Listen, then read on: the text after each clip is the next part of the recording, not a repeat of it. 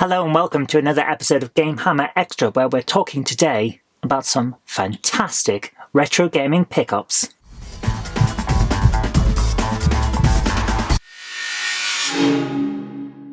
So, we've got a lot to talk about today because we've got some great pickups. We're going to get straight into it. What have I got first? My goodness, I didn't even have to look. It's Rock and Roll Racing. Oh yes. This one is an absolute classic that I really enjoyed playing back at university. My housemate in my third year had some Super Nintendo games, and I had a Super Nintendo. I brought it round into our house that we shared, and he brought some games, and we had a hell of a time because Rock and Roll Racing is a classic. So I'm really glad to finally add this to my set. I've been looking for a good copy for a while. It's a little bit loose inside, but really good condition. So I'm looking forward to seeing how this goes. It should be pretty damn good. But it's not all I got, because this month, Fusion Retro Books have released another one of their Crash Magazine cover tapes. And it's cover tape number 4. What's on this one? It's brand new games, as far as I can tell.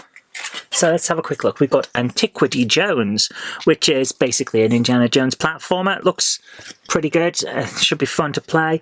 We have Hair Trigger, which is another game about Mr. Hair. On the other side, we have Space Disposal. The amount of space junk floating around has become a problem, and as a member of the elite Space Disposal Corporation, it is now your problem. So jump in your laser-armed SDC ship and get to work harvesting any space junk that you find. That sounds quite fun, actually. Simple premise, but good arcade style, you know? And then we have a one called Rat-a-Tat, which appears to be some kind of platformer. Rat-a-Tat is a Chinese sprite platformer, yes, that's what it says, where you must go on several sorties through London looking to find your lost luggage, but you play as a rat. Yeah, so yeah, I think this is going to be a fun one. The Crash cover tapes are usually pretty damn good.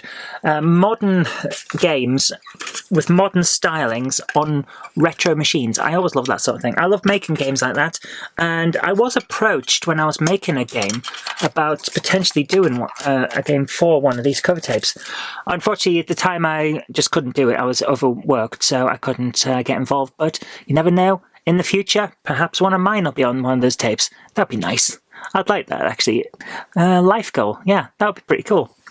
Well, what else have I got? Well, I saw this and thought of Sir Patrick, who is collecting these at the moment. He's donated a lot of games to the museum collection around me here for years now. So when I saw this and thought, yeah, he's looking for FIFA games, I'll pick it up and see if he needs it for his set. Turns out he doesn't, so I've got a PlayStation 3 copy of FIFA 11. I actually have the PS2 version. It's just there up on the shelf. But yeah, why not just keep it then? If he's already got a copy, I'll add it to the set, and then when I eventually get a PS3, I've now got 2 games that I'm playing it. What's the other one? Sonic 06. But that's not all, because finally I managed to get around to budgeting to get an action replay for the Sega Saturn. Now this isn't just a cheap thing. This does multiple things. So what we got here, suitable for the Sega Saturn, as it says, action replay 4M memory card and 4M expansion RAM card. So this does the usual action replay stuff, game codes to cheat, but it also has a 4 megabyte memory card, a 4 megabyte expansion of the RAM, and it allows you to play American and Japanese imports. So my Saturn, once I plug this in, will be able to play anything, which means I'll be able to play new games. That's the main thing. I'm not so much interested in the retro from Japan or America for the Saturn, because I'm not going for a full set on the Saturn. I'm going for the full set on PS2 and then picking up stuff that I like for other consoles. Well, actually, no, that's not true. I'm going for a full set of Xbox exclusives for the original Xbox, as well as the full PS2 set. But the idea is I just want to be able to play fun games on the rest of my stuff. But this, if there's a new game out there for the Saturn, like the stuff that's on the Crash cover tapes, that kind of thing, new games on old systems, then this should allow me to play them, regardless of where they're from. And that's really the main reason I got that. The secondary reason, it's got a memory card in it. The Saturn built-in memory thing is a little unreliable because, well, it requires a watch battery. So if you ever take the battery out, such as when it runs down and you want to swap it for a new one, you lose all your saves. So I wanted a memory card. So there we are. Of course I'm going to do that. But while I was getting all that stuff, I also found Rock and Roll Adventures on Wii for 75 pence. Is it worth 75 pence? It's by the people who made Ninja Bread Man. It's using the engine of Ninja Bread Man. And it's basically Ninja Bread Man. So probably not the greatest thing ever made. But I kind of want to play it because you're playing as Elvis in essentially Ninja Bread Man. Gotta try it. But even that isn't everything. I've got a couple of PlayStation 2 games here. And I'm going to leave them for last because save the best for last. Oh yes, oh yes. In the meantime, I was looking around my local charity shops where I got that FIFA 11 from and found the Settlers 3. Which I love the original Settlers. The original Settlers is one of the best 4X games, you know, explore, expand and all of that. So when I saw the Settlers 3, I had to have it. And it's also got the expansion disc as well. So that's really cool. I'm really looking forward to playing that. I played the Settlers 2 a little bit and it's not as good as the Settlers original. I don't know whether it's because they hadn't quite refined the ideas that they were expanding on from the original or what. So I'm going to give Settlers 3 a try and see what happens. But Settlers original, which I had to get an account with Ubisoft just to be able to download a new version that will work on modern computers of the original Settlers. I was not happy about that. Would have preferred it to be on GOG or something like that because then it's DRM free and I could play it on everything. But I'll go with what we got. What else have I got? Well, whoever donated all these games to the local charity shop is definitely a strategy fan because I've also got Cossacks. Never played this. Should be interesting. I'm hoping that I can play it because it's got no instructions or anything. We also have Empire Earth, so we definitely know we've got a fan here. It's got a CD key on the bottom, but I doubt you can read it. Age of Empires 2, The Age of Kings, which will be really useful for me because we'll play this and then I'll try it on the PlayStation 2 because this actually came out on PS2 as well. The PlayStation 2 is something for everyone. It's a really good console. And Age of Empires 2, The Conquerors expansion disc. So it's got an expansion disc for Age of Empires 2, which wasn't out on the PS2. But, you know, you can't have everything. So I think you'll agree, I've got a very interesting strategy set there, and I'm looking forward to giving it a try. So let's see what else, because that was not the last. This is a bit of a daft one. The Dandy and the Beino playing football card game. I have no idea what this is about. Desperate Dan there says it's better than cow pie. But is it? Probably not. Let me open this up so you can see what this is. So, we've got some instructions, and there's like several cards worth of instructions. Like, seriously, that's the instructions. Oh dear. For 2 to 4 players. The playing position of each player is shown by the number at the top left of each card and the name at the top right. A list is provided showing the card numbers of 3 card formations representing shots at goal and goal-saving formations respectively. Already, this is far too complicated for a frickin' card game. Note, they all begin with a 4, 5 or 6. There are 2 lists, so put them where everyone can see them. Object, to win matches by scoring more scores. That's the equivalent of pot as many balls as you can. Yeah.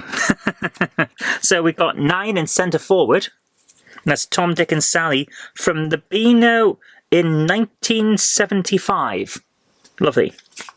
We've got right half Dennis the Menace. Dennis was always a cool one. And that particular one is from 1976, that picture. Corky the Cat, Desperate Dan. I met Desperate Dan. Well, I met a guy dressed as Desperate Dan. And Dennis the Menace, actually, in Marks and Spencer's in the Metro Centre in Gateshead. This will be late 80s, early 90s, can't be sure. And it was weird. They advertised in the Beino and the Dandy that they were going to be there, so naturally there was a huge crowd. My dad took my sister and I along to see them because we were big fans of the Dandy and Beino back then. I mean, everyone was. There was a quote that I think they still use sometimes. Everyone we know loves the Beino. Yeah. And it was true. We all used to read it. And yeah, we went along to see them. They didn't talk, but they did hang around, sign autographs. And I think a few people took photos. But that was back when you actually needed a disposable camera at the very least to get a photo. So we didn't get one. But I did shake the hand, and Dennis was being naughty, so Desperate Dan wandered over to a section where slippers were being sold, grabbed a pair, and smacked Dennis on the bum. Oh, it was good fun. It was fun days, you know? So yeah, I had to get this when I saw it. I don't know when this came out, what it's for or what, but it's nice to have it. What else? Well, at the same time, we found a load of badges for The Last of Us. I think it's... No, Last of Us Part 2. So, yeah, picked them up.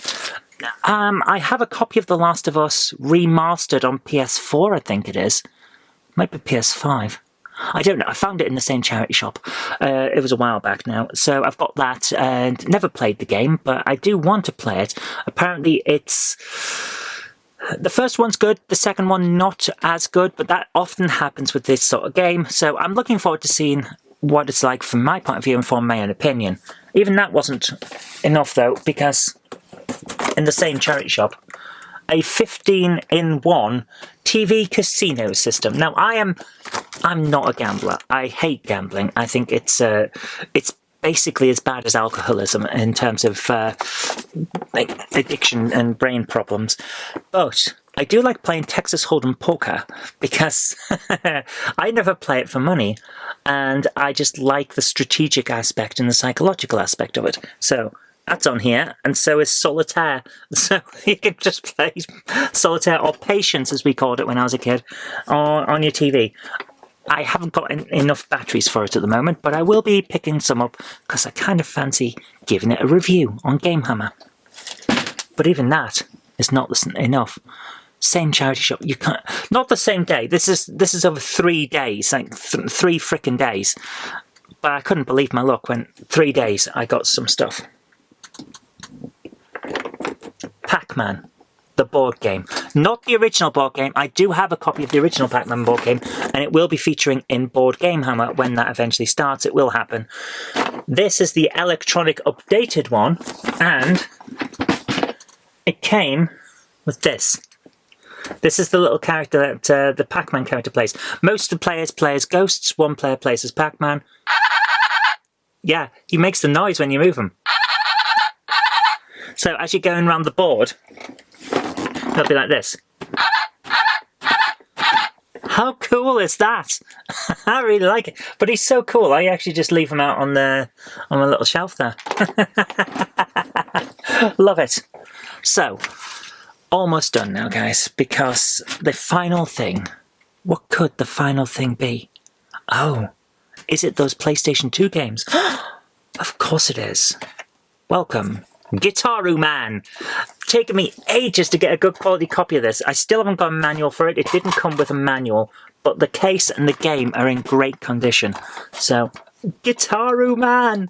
I've been wanting to play this for ages. It's some kind of weird rhythm game. I know it's weird. Musical death matches and harmonizing co-op play for up to 4 players.